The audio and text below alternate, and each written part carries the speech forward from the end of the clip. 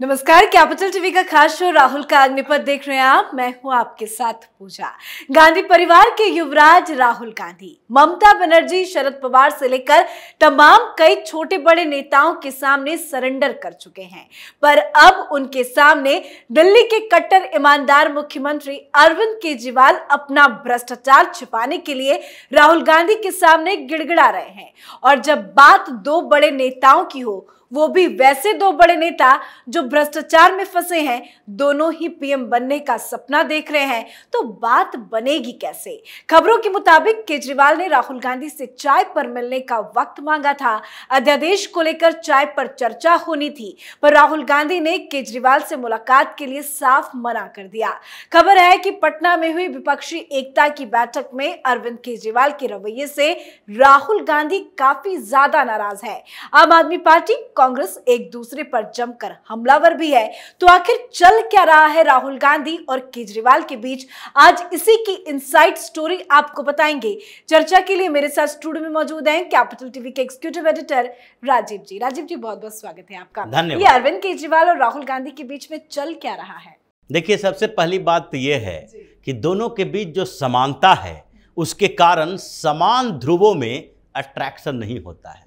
हमेशा negative positive चाहिए। अगर पॉजिटिव पॉजिटिव होगा तो डिस्ट्रैक्शन होगा, नेगेटिव नेगेटिव होगा तो भी डिस्ट्रैक्शन होगा, अट्रैक्शन नहीं हो सकता। और यही बात दोनों के साथ है। दोनों एक शातिर धूर्त नेता हैं। शातिरता दोनों के अंदर है और धूर्तता भी दोनों के अंदर है। एक एक करके अगर जानेंगे तो दोनों के बीच कई समानताएं दिखेगी। जैसे विदेशी पार्टनर की बात करते हैं, राहुल गांधी विदेशी पार्टनरों से मिलने के लिए विदेश जाते हैं। इनके भी उन लोगों के साथ दोस्ती है जो कि भारत को कमजोर करने के लिए यहां की सत्ता किसी कमजोर व्यक्तित्व वाले नेता के हाथों में सौंपना चाहते हैं। उसी तरीके से विदेशी पार्टनर अरविंद केजरीवाल के भी हैं। अरविंद केजरीवाल ने राजनीति की शुरुआत ही विदेशी अनुदान से की। जो इनका फोर्ड फाउंडेशन के साथ जो गठबंधन था, उसी का नतीजा था कि कबीर एनजीओ बना। उससे पहले इन्होंने जब परिवर्तन आंदोलन शुरू किया था, जिसके लिए इनको अवार्ड मिले, पैसे मिले, वो भी विदेशी साठगांठ के कारण ही मिला था, क्योंकि ये लंबे समय से इसकी प्लानिंग कर रहे थे। जब आईआरएस थे तो उस समय 2 साल के लिए स्टडी लीव पर अमेरिका जाना, वहां पर भारत विरोधी ताकतों के साथ मेलजोल करना और उन्हीं के इशारे पर यहां आने के बाद नौकरी छोड़कर एक तथाकथित आंदोलन करना और फिर राजनीति में चले जाना। उसके लिए 2 करोड़ रुपए की राशि इनको मिली थी। अब तक हर स्टेप जो होता है, कोरोना काल में भी देखेंगे तो इन्होंने जो भारतीय वैक्सीन का विरोध किया, उसके पीछे सबसे बड़ी वजह थी कि अमेरिकन वैक्सीन को यहां पर परमिशन दिलाना। जो हड़बड़ियां की इन्होंने कि जल्दी से जल्दी वैक्सीन को जो परमिशन दी जाए, विदेशी वैक्सीन को, क्योंकि यहां पर जो इंडियन वैक्सीन है उसकी आपूर्ति कम हो रही है। यह सारा साठगांठ उधर से ही था। और तीसरी बड़ी बात, जो दोनों के बीच एक और समानता इन दिनों उभर कर सामने आई है, और वो है कि दोनों ही पार्टियां और दोनों के नेता विदेशों में जाकर भारत के खिलाफ बोलते हैं, जहर उगलते हैं। भारत की छवि खराब करने का कोई भी मौका विदेशों में जाकर ये लोग नहीं छोड़ते हैं। राहुल गांधी गए, राहुल गांधी ने वही काम किया, चाहे ब्रिटेन गए हों या अमेरिका गए हों। दोनों जगह पर उन्होंने भारत सरकार को बदनाम किया, भारत को बदनाम किया, भारत की गरीबी की बात की, लोकतंत्र पर हमले की बात की। उसके साथ अरविंद केजरीवाल का कोई भी नेता विदेश जाता है, या फिर अभी अतिशी जो गई थी, अतिशी ने भी वही राग अलापा। भारत में गरीबी, भूखमरी, ऐसी हालात है कि यहां पर रहना मुश्किल हो रहा है। तानाशाही है केंद्र सरकार की, हम ही एक हैं जो काम कर रहे हैं। यानी कि हमें भारत के बाहर उन लोगों से समर्थन मिले जो भारत का विरोध करते रहे हैं। तो इतनी समानताएं जब दो नेताओं के बीच होगी तो फिर अट्रैक्शन कैसे होगा? यह समानता स्वार्थ की रहती है तो सिर्फ अट्रैक्शन हो सकता है, क्योंकि स्वार्थ अलग अलग होता है और जिसमें निगेटिव पॉजिटिव होने के चांसेस होते हैं। अब यही बात है इन दोनों के बीच कि इन दोनों का स्वभाव एक, दोनों शातिर धूर्त। अब दोनों एक दूसरे को समझ रहे हैं। अरविंद केजरीवाल ने चाय पे चर्चा के लिए बुलाया। तो राहुल गांधी ने क्या कहा?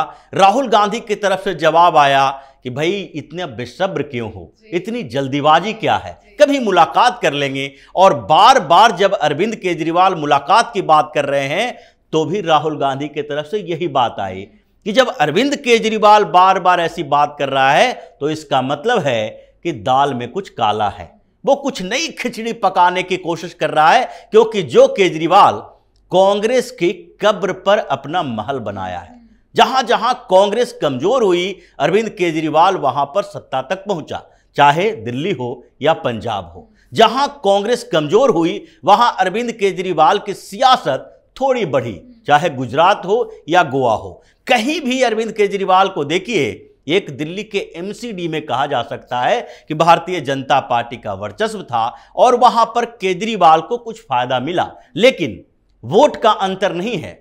वोट जो है वो केजरीवाल को भारतीय जनता पार्टी का नहीं मिला है। भारतीय जनता पार्टी का वोट पहले की तरह ही 35 से 40% के बीच रहा।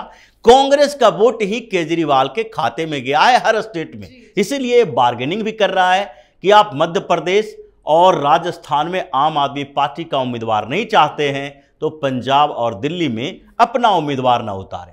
तो दोनों के बीच जो ये किचपिच चल रहा है उसमें राहुल गांधी ने एक बात मान ली है कि अब ये कितना भी चिल्ला ले या फिर क्षेत्रीय पार्टियां जितने भी बातें सोच ले कि भारतीय जनता पार्टी का सहयोग कांग्रेस के तरफ से मिल रहा है। लेकिन इतना ज्यादा दिक्कत क्या हो गई है? अरविंद केजरीवाल को इतना ज्यादा धुतकारा जा रहा है, राहुल गांधी मिलने का वक्त नहीं दे रहे हैं, बार बार पीछे क्यों पड़े हुए हैं अरविंद केजरीवाल? क्योंकि उन्हें समर्थन चाहिए।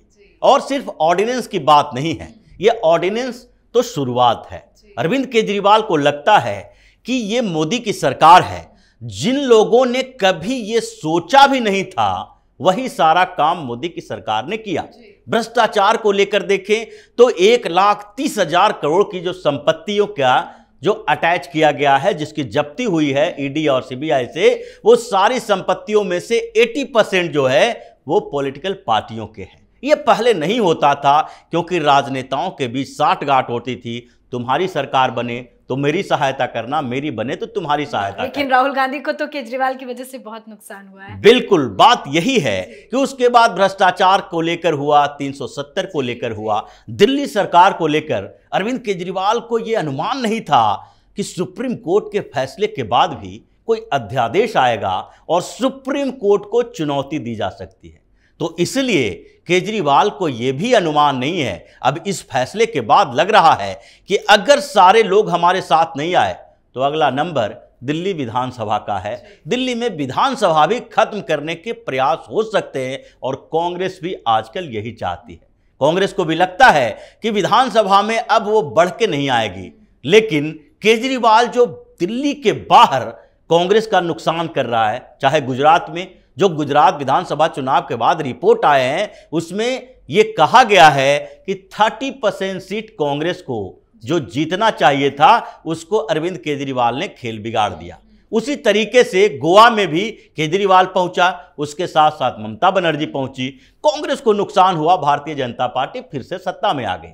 तो हर जगह पर केजरीवाल अपने फायदे के लिए कांग्रेस का नुकसान कर रहा है। फिर ऐसे में केजरीवाल का समर्थन करने का मतलब है भस्मासुर तैयार करना, क्योंकि ये कांग्रेस को ही भस्म करने की तैयारी कर रहा है। अब राहुल गांधी को उनके सलाहकारों ने बताया है कि एक बात मान लीजिए, आपसे बड़ी बड़ी बातें की जाएगी कि भारतीय जनता पार्टी को हराने के लिए कांग्रेस को आगे बढ़ना होगा, जैसा कि विपक्षी मीटिंग में लालू यादव तक ने कहा, ममता बनर्जी ने कहा, नीतीश कुमार ने कहा कि आपको आगे बढ़ाया जाएगा, लेकिन इसका मतलब यह नहीं है कि भारतीय जनता पार्टी को हराना हमारा उद्देश्य है। हमारा उद्देश्य यह भी होना चाहिए कि भाजपा हारे तो कांग्रेस की जीत हो। ऐसा नहीं कि किसी को जिता के हम खुश हैं क्योंकि भाजपा हार रही है, जो पिछले दिनों दिल्ली विधानसभा चुनाव में हुआ था। दिल्ली विधानसभा चुनाव में केजरीवाल की जीत हुई और उसके बाद कांग्रेस के कुछ नेता खुश हो गए, और उसी के बाद अजय माकन ने उस समय भी कहा था कि ये खुश होने का समय नहीं है, ये सोचने का समय है कि दिल्ली जैसे जगह पर जहां कांग्रेस लगातार वर्चस्व में रही, सरकारें बनी, सांसद हमारे रहे, फिर भी आज ये स्थिति है कि हमें 10% वोट मिलते हैं। ये केजरीवाल की जीत से हमें फायदा होने वाला नहीं है। तो दोनों लोगों के बीच ये आपसी स्वार्थ की लड़ाई है और समानता भी उसी स्तर की है। तो दोनों शातिर हैं, एक दूसरे के साथ कैसे बैठ सकते हैं। और केजरीवाल को अब इस बार कांग्रेस ने समझ लिया है कि भारतीय जनता पार्टी का सहयोग भी करना पड़े, चाहे डायरेक्टली इनडायरेक्टली। अगर सदन में सहयोग करने का मतलब होता है कि वॉकआउट कर जाना, राज्यसभा से अपने सांसदों को व्हिप नहीं जारी करवाएंगे और उसको बाहर कर लेंगे, ऐसे ही सीधे तौर पर ऑर्डिनेंस से जो बिल पास होगा वो पास हो जाएगा, कानून बन जाएगा। और उसी तरीके से आगे भी अगर केजरीवाल के ऊपर भारतीय जनता पार्टी ने कोई बिल लाया, यानी कि विधानसभा खत्म करके केवल लेफ्टिनेंट गवर्नर के हवाले दिल्ली को करना होगा, पैनल बनाना होगा, कमेटी बनानी होगी, उस समय भी कांग्रेस साथ देगी। और भारतीय जनता पार्टी के सहयोग से भी अगर केजरीवाल को खत्म करना है तो कांग्रेस खत्म करने के लिए तैयार है। बहुत बहुत धन्यवाद सर समझाने के लिए। धन्यवाद। तो एक बात तो साफ हो गई है कि केजरीवाल और राहुल गांधी के बीच में कुछ भी ठीक नहीं है। कांग्रेस पार्टी ने केजरीवाल को जमकर सबक सिखाने की ठान रखी है। इतना ही नहीं, 23 जून की पटना बैठक के बाद ही आम आदमी पार्टी ने भी साफ कह दिया था कि जहां कांग्रेस होगी उस जगह वो नहीं होंगे, मतलब जहां राहुल गांधी होंगे वहां केजरीवाल नहीं होंगे। तो ये कैसी है विपक्षी एकता, आप खुद सोचिए। केजरीवाल और राहुल गांधी के बीच जारी जंग पर आप अपनी राय कमेंट करके जरूर लिखें। देखते रहिए कैपिटल टीवी। नमस्कार।